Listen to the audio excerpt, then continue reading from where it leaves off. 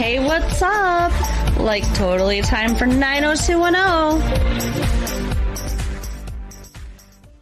Well, hello everyone. Welcome back to the 90210 show. My name is Mark. With me, as always, is my girlfriend Carol. How you doing today, Carol? Hey, what's up? Not much. It's been a good week here. It is October 10th, 1996. It is. And we watched some more 90210. We got under the influence, and then we watched an episode of 90210 called Under the Influence. I think it would have been more fun if we'd been under the influence, though. I think it would have been a more interesting episode if we were under the influence. I thought it was a decently interesting episode. It was all right, but there's something missing, and that something is Brenda. Yes. We need Shannon Doherty back. Or we need Tiffany Amber Thiessen in her bra and panties more. Yeah. Holy shit. She is aggressive.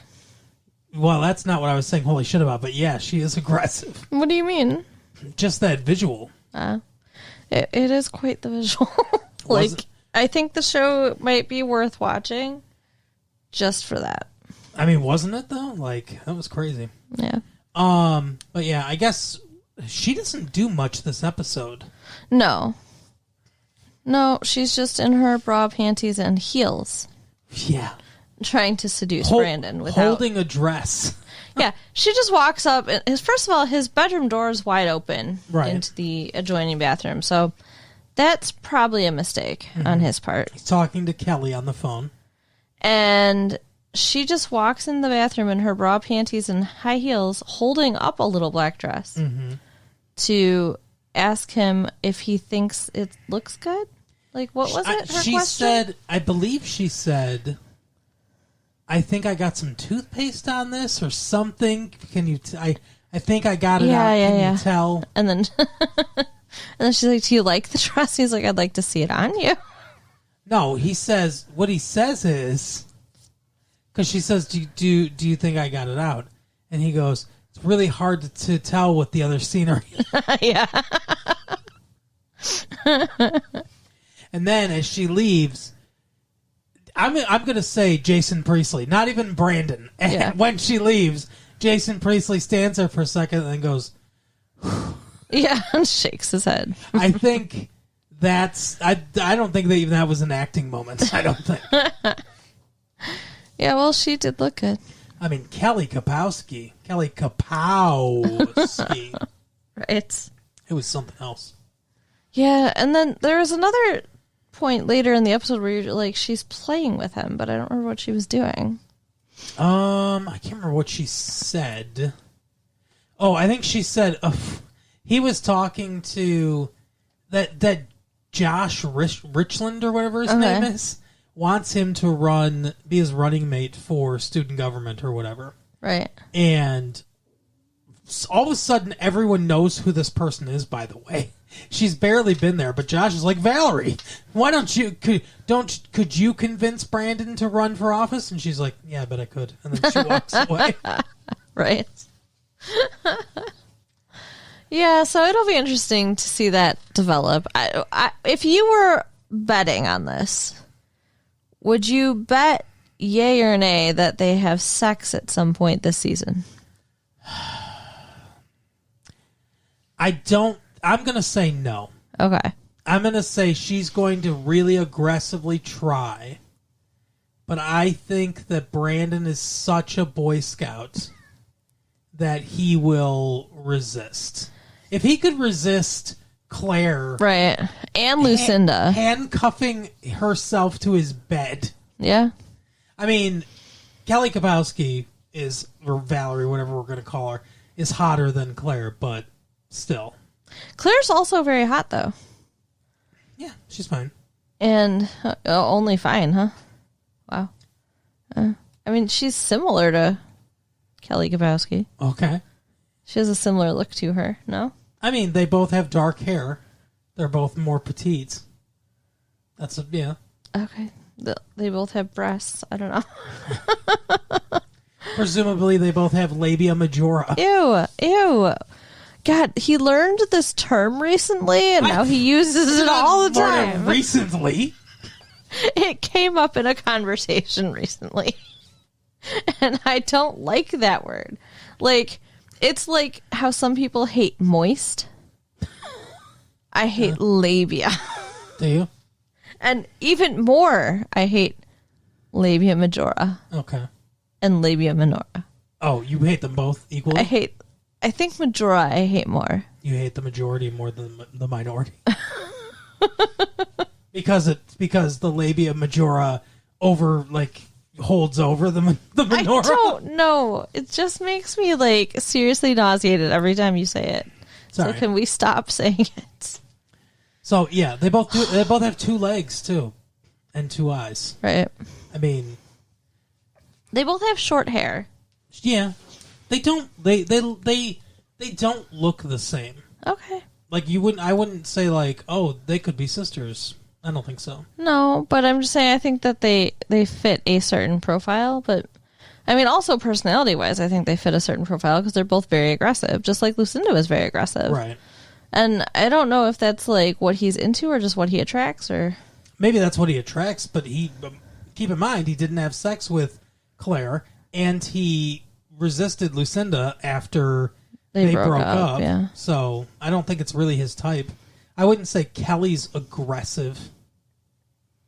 I don't know. She's definitely not passive. I mean, she'll initiate sex, but I don't think she's not crazy like those two. Yeah. And Steve wants to date her, but I don't know that they're actually getting anywhere with that. He goes, he takes her to that charity thing and ignores her all night. Yeah, because he was talking golf.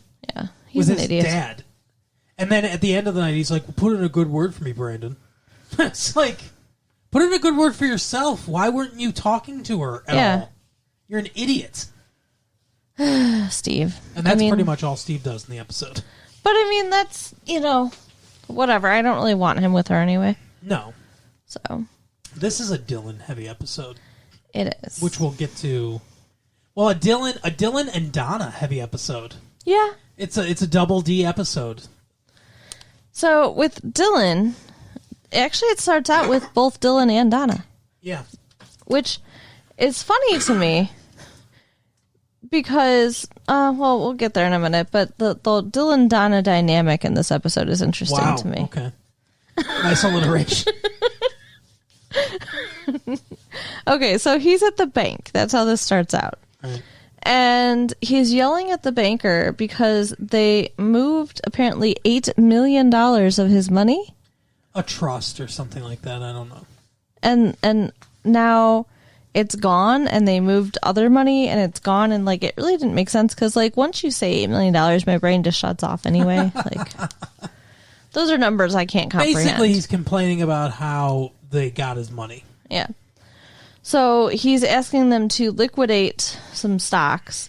Mm-hmm. He has $1 million or something in stocks, and he wants them to liquidate them. And they're like, but there'll be penalties. And he's like, do I have to spell it out for you? I need money. Right. When I need money, I take bottles to the grocery store to get money for the deposit. Sure. I don't go cash in my $1 million worth of stocks and act like I'm poor. Stop whining, you bastard. Are you seriously? He lost all his money. Yeah, but I mean, if he still has $1 million, he's not poor. Okay, but he doesn't have access to it. Can't spend it unless he liquidates it. Yeah, I guess. I think you're being too hard on him. I'm wondering if he still had all this, whatever. He's got to pay that Mexican dude for beer and horse. Why? Okay, first of all, when did they move this money? Is this the money he lost initially he's yelling about, or is this other money? I don't know. Because it seemed to me like this was very recent. That's what the money arrived in the account and they moved it because they were supposed to, probably, to the other account, and then it went away, probably, my guess, because the people who had access to his bank account still had access to his bank account. I guess. And he's an idiot? Yes. So, I'm just saying, if he had any kind of money, where was it when he was in Mexico? Why was he leeching off this poor man? I don't know. I have questions, Dylan. I don't have answers to your questions. I don't understand Dylan's financial situation. I think all we're supposed to get out of it is he's desperate for his $1 million. Yeah, desperate for my fucking $1 million. I think I said it was $1 million. I don't think they said how much it was. No, I think they did. Did they say $1 million? Yeah. Okay. They said $8 million at first, and then they said $1 million later. I remember them saying $8 million. So he walks out of the bank and runs into Donna and her mother. Right. And Donna's chattering away at him like just verbal diarrhea. Well, and it's established that no one knows that he's been robbed. Yeah. How is it established? Because he said he was in Mexico, and she was like, "Oh, you getting that laboratory set up with your new business partner?" Yeah, right. Okay, so she at least thinks that he's still in business with the guy who robbed him. Right. Okay, everyone does.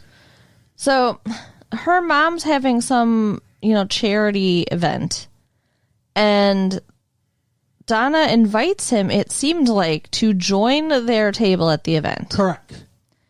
And he says, "Oh, I could go for one of those." Which she interprets as, "I will buy a table at the event." Where does she get that from? I don't know. And the table costs $2,500. Yeah. That's an insane amount of money.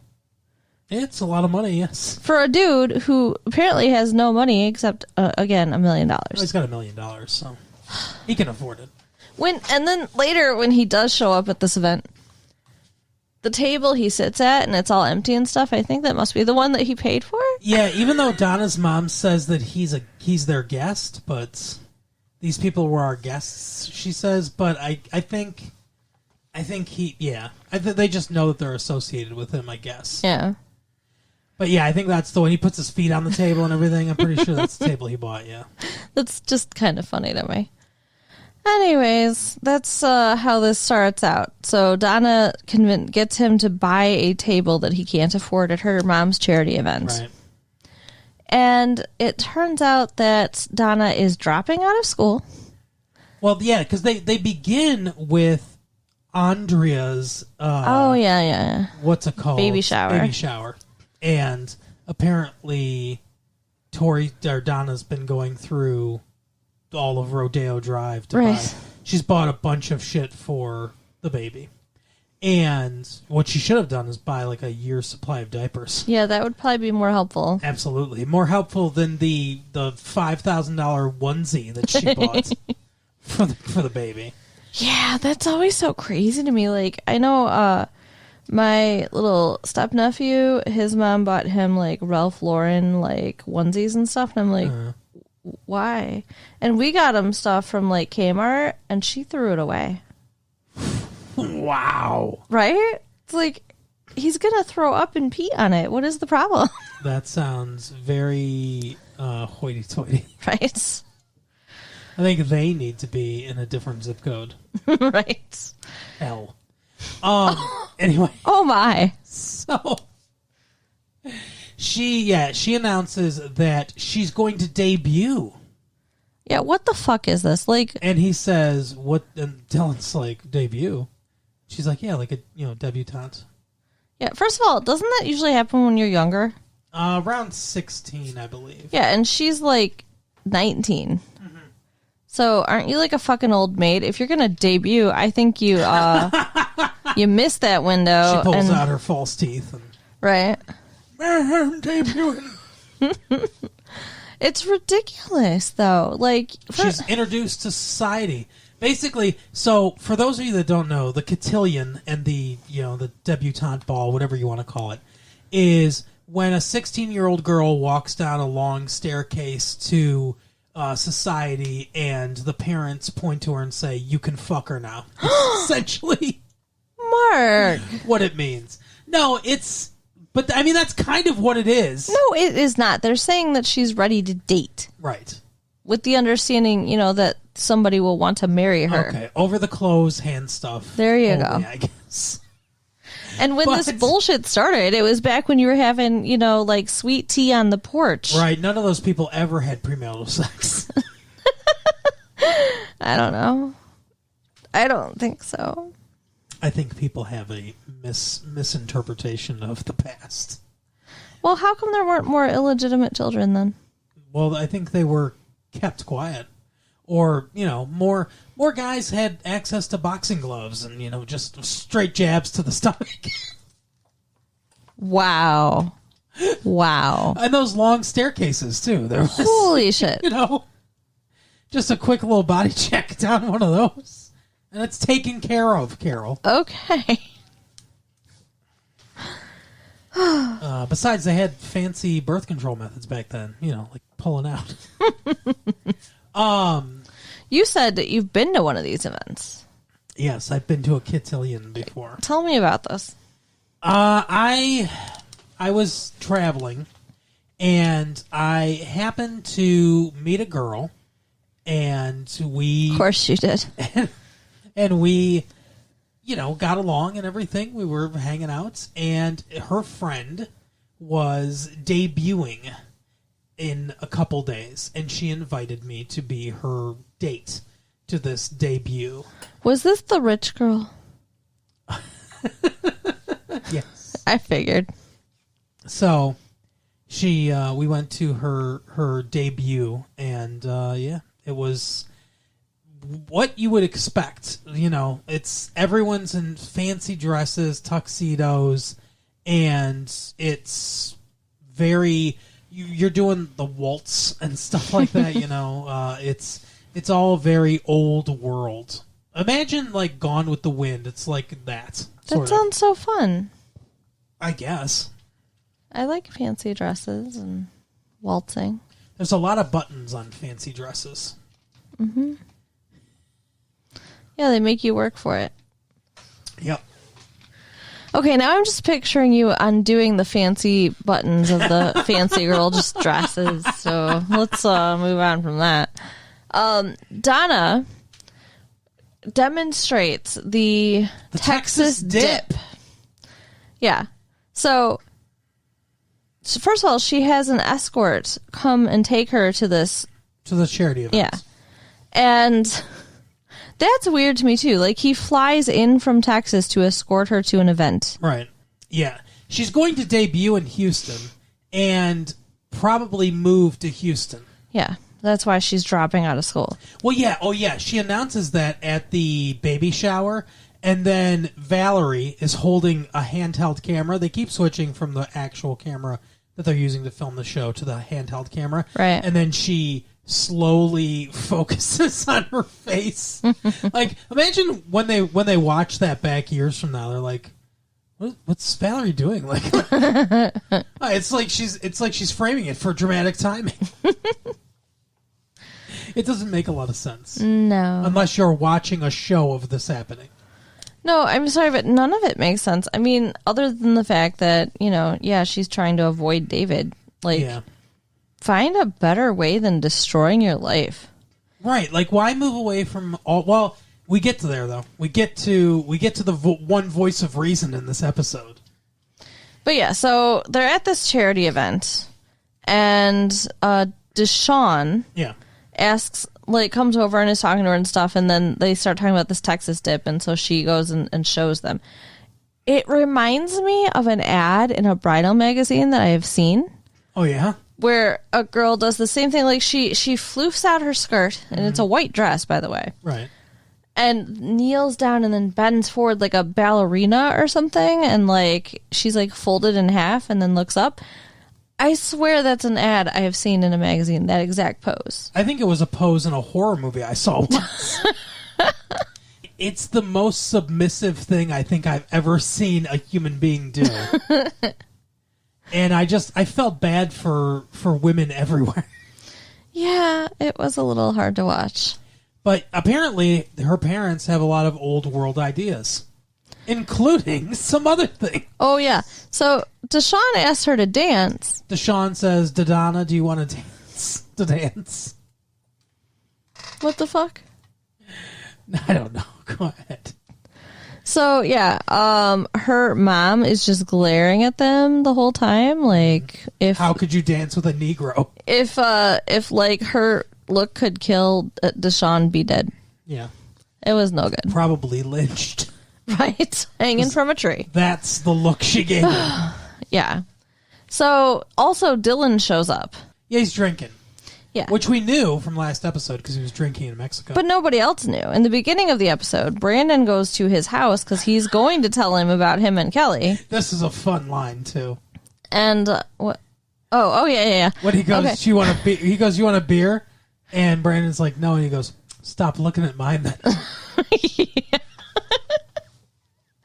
And then Brandon's like, if you say you're okay, I won't say anything about it. He's like, I'm okay. All right. So, yeah, he's drinking. Brandon doesn't tell him about Kelly because he's drinking. Mm-hmm. And then he hears about it. He knows that Dylan gets his strength through alcohol. Right? But he hears about it later because he gets into an argument with Nat. Yeah, because he goes to the Peach Pit and Jim and Cindy are there. And yeah, he goes over and tells them. I enjoyed Dylan this entire episode. I did too. I like drunk Dylan. He's a dick, but he's an entertaining dick. Drunk asshole Dylan is the best because he comes up to them. He's like, Jim's like looking over at him and stuff. And he's like, you can see Dylan's getting more and more pissed. And he comes over. He's like, he says something like, hey, what do you, like he says something about, are you talking about me or whatever? And Cindy goes, we're not talking about you, Dylan. And I apologize if it looked like we were. Yeah. And Jim's like, we don't need to apologize to this loser or whatever. And, something almost that bad, yeah. And says something like, what are you doing here? Yeah, don't come into my restaurant. Right. He's like, you're sitting in my booth. And he goes, your money's no good here anymore. And then he's like, enjoy your meal. Yeah, he says, get out of my restaurant. Essentially, he says, you're not welcome here That's anymore. it, yeah. That's what it is. It's so funny, the two lines back to back. Because it's kind of like finish up, or whatever, is what he means. But he's like, you're not welcome here anymore. Enjoy the rest of your meal. Right. Like it's going to be your last, and then he turns around and walks away. And so Nat is just beside himself. Nat looks over at them and he just kind of waves his hand like, No. Let Yeah. me talk to him. It's so funny. And he chases him outside. He's like, Jim Walsh can eat here anytime he wants. Right. So Nat's like, what the fuck's going on with you? Is it Kelly? And he's like, oh, maybe. He's like, oh, yeah, of course it's Kelly. Yeah, I know, her running off with Brandon. And then he's like, what? He's like, you left with it, didn't call, didn't write. You can't blame her for going to Brandon. That was it, yeah. And then Nat sees... Nat does some really great, facial acting in this episode. Yeah. Facting, I believe it's called. But yeah, so that's when he runs or drives like a maniac over to the ball? Not cotillion. It's a charity event. Yeah, charity. Yeah. It's a gala. Whatever. It's a white tie gala. And he goes in there in his jeans and sits down and puts his feet up on the fucking table. While Donna's dancing with a black man. So her mother has had 3 heart attacks and her hair has turned white. Well, at least that's a color she likes. Yeah. Yeah. So it's not good. But he confronts... Brandon and Kelly were kissing when he walked in. Oh, yeah, that's right. So he just is staring at them. That's awesome. Mm-hmm. So they have it out a little bit. And then he makes a big old scene. Right. And then I think he leaves. Yeah, he leaves. And then Donna, did he say something mean to Donna? Something got her real sad. I don't remember. Before Deshaun was dancing with her, something got her sad. I don't remember what. Yeah, I don't remember exactly what it was. Her and Kelly got into a fight in the bathroom. That's right, yeah. Yeah, because, she's acting like a rich bitch and Kelly's telling her to stop it, basically. Yeah. Kelly's like your fucking cult, Right. You're going to Texas. Like, what are you doing? Yeah, there's nothing worse than Texas riches. Apparently. God, her mom is terrible. Her mom is a terrible, terrible fucking person. Oh, yeah. So later that night, Donna tries to talk to her mom and apologize because even though she did nothing wrong... Well, she doesn't think she needs to apologize. No, you're right. She says she didn't do anything wrong. Mm-hmm. But she's talking to her mom about the night and how it got derailed. And her mom's basically like, look, you know, the company you keep, that reflects on you. These were our guests. Everything you do reflects on you. And she basically says, without going so far as to saying it, she basically says, look, you can't dance with blacks. Yeah, she says the things that you could do when you were 14, you can't get away with now. Did she date a black guy when she was 14? I don't know. Does she consider David a black guy? I don't know what she's talking about. But apparently it's okay when you're 14, but not when you're 19. Yep, because now society will look down on her. I want Donna to date Deshaun. I think that would be a really good match. Yeah. He likes her so much. Like, he's so into her. Yep. And I don't think David was ever... No, he was in the beginning. Yeah, for sure. But as time went on... buying her pizza. Yeah. Yeah. As time went on, he definitely lost his infatuation. But he knew he wasn't going to get laid, so... Oh. But yeah, Deshaun, I think, likes her a lot. I would like to see the two of them together. Donna essentially says to her mom, your racism is showing. Right. And they don't really have it out. She just kind of... The whole thing just kind of ends. And then she's not going to Houston. She's registering for classes. Yeah. This whole episode ends with everyone registering for classes. Including Dylan. No. Dylan doesn't register. He's the only one who doesn't show up. Right. But he told Donna he was going to. Dylan shows up in the morning after acting like an asshole, and he's looking for Kelly. No, you're skipping still. What am I skipping? What are you skipping? Yeah. You're skipping... the fact that after he crashes that gala, he goes to where Jesse is bartending. Oh, yeah. Yeah. Okay. And wants to get a drink, and Jesse's like, no, you can't get a drink, you're underage. And this blonde woman is basically like, oh, I'll be his mommy. Yeah, she's staring at him with the fuck me eyes. Right. And she's like, I'll buy your drink. And Jesse's like, no, it doesn't work like that. Mm. And then, like, his boss intervenes. So I think it's a bouncer, but... Yeah. But anyway, they leave. They leave together. Right. And Kelly goes to talk to Dylan. At 2 a.m. Which makes 100% sense. I guess. And it turns out he is doing body shots off this girl, but he lets Kelly in so she can watch. I really think he has a fetish for threesomes. He keeps trying. He keeps setting them up and just not knocking them out. And the woman goes, you didn't tell me you were married? Which is funny. She doesn't even say it offended. Just like matter-of-factly. Yeah, she doesn't try to get dressed. No. She's not going anywhere. And he says something like, we're not, or something like that. And... she says, you know, I came over to apologize to you and everything. Can't believe I was going to apologize to you. And he goes, yeah, you just came over at 2 a.m. to apologize, Kelly. Okay. Yeah, which I'm sorry, but I agree with him. You think that she was going to fuck him? I don't think she was necessarily going to fuck him, but she was going to do something. What does that mean? Suck his dick? Maybe. Really? I think that she... And I'm sorry, blowjob?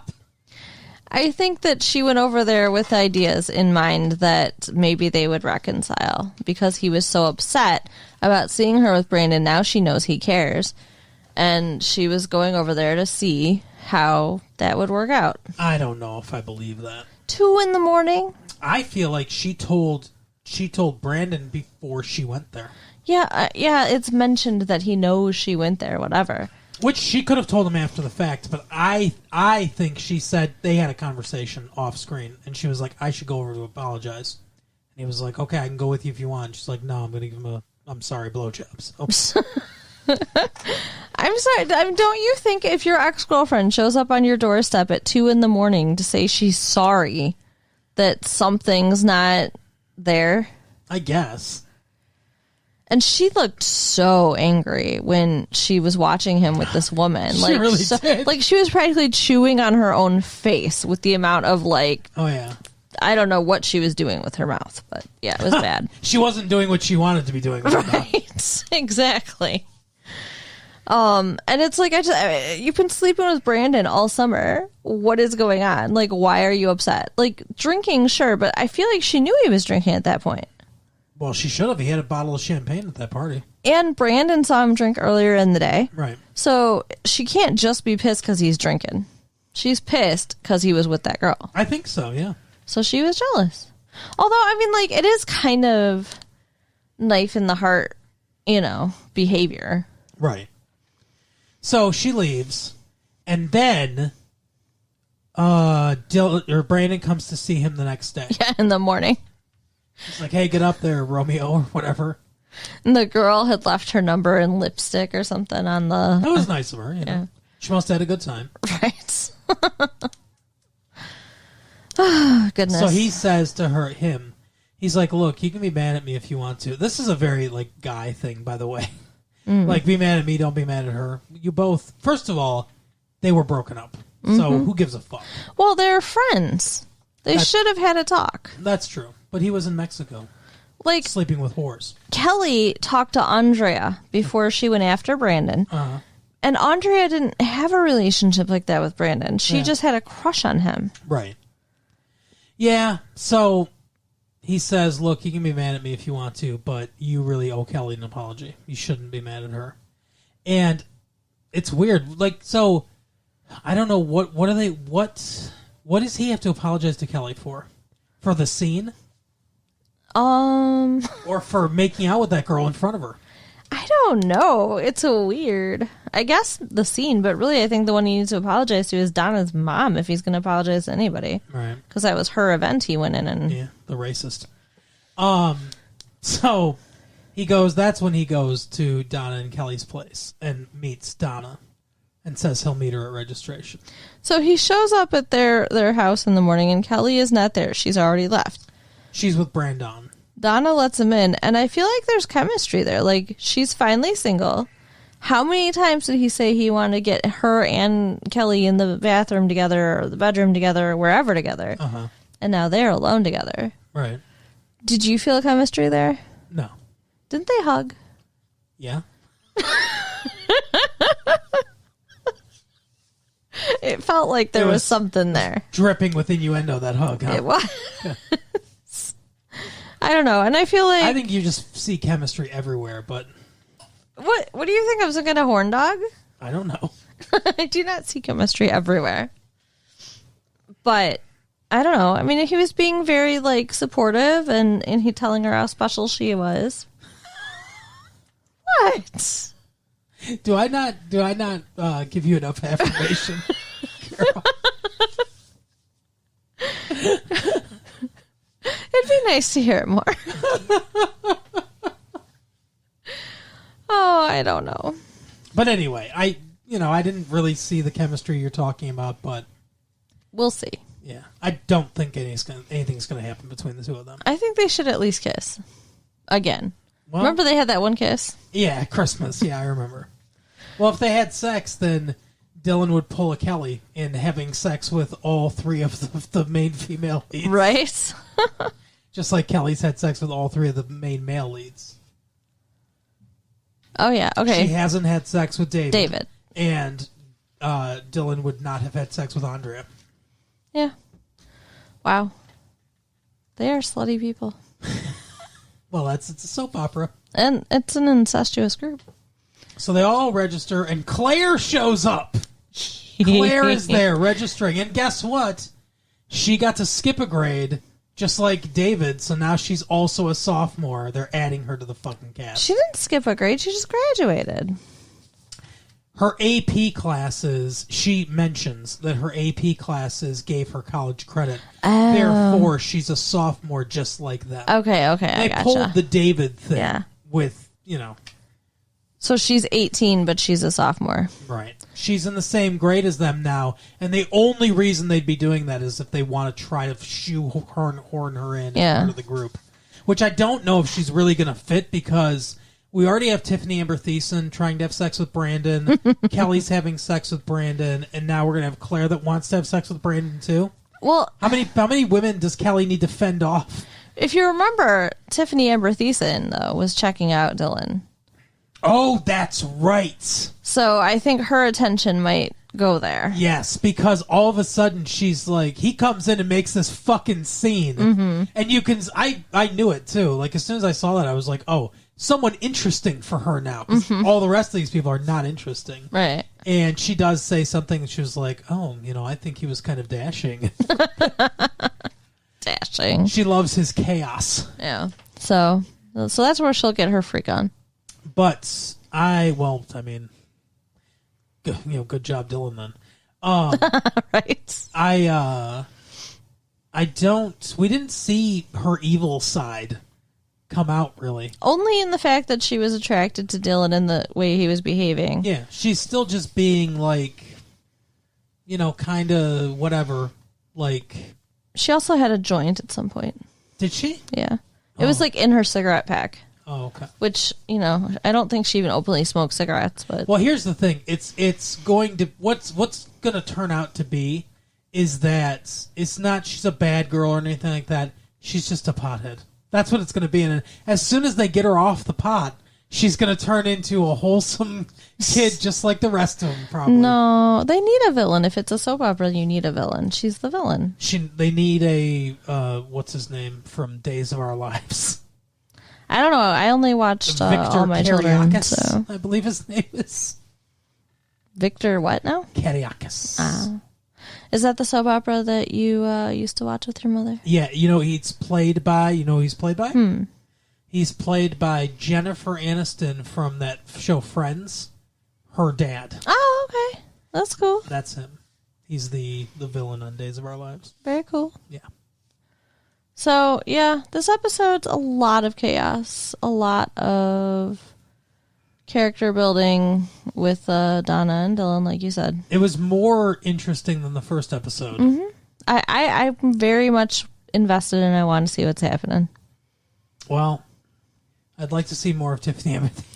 So we're just going to make sure she continues to walk around in her underwear and you'll be happy. I got it. Yeah, that'd be every episode with that would be good. Yeah. Every episode that they don't have that, we can just rewind the tape back to that spot for you.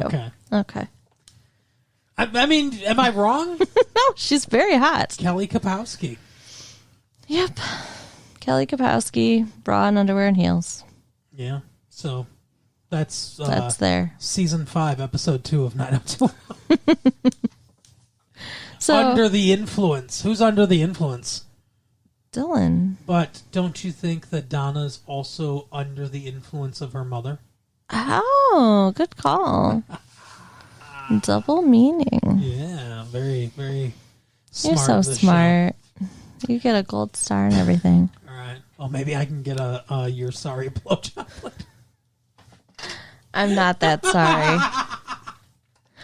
Go ahead and write us at latefee1994@AOL.com. Check out our website at retrolatefee.com. That's what it's called. And tell your friends. Please tell all your friends about the show. Spread the word. Make us the most popular mixtape sent out to people all over the world. In the world. We're the only one, but make us even more popular. Right. All right, we will see you next time. Bye. Bye.